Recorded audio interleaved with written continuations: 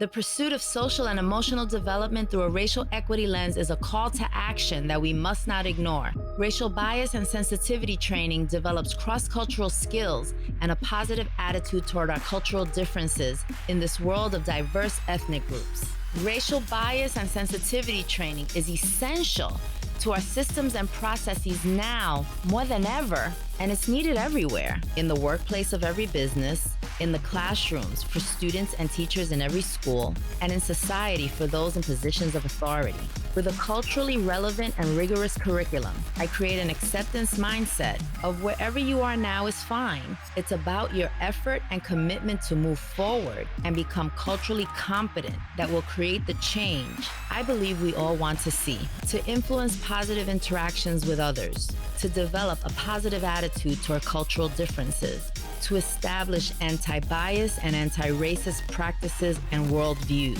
to role model good behaviors, to create cultural awareness and racial sensitivity to prevent harassment and conflict,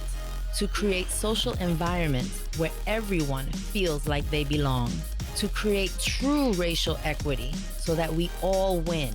Book me now to conduct your transformational workshop to encourage your employees, students, teachers, and colleagues to become color brave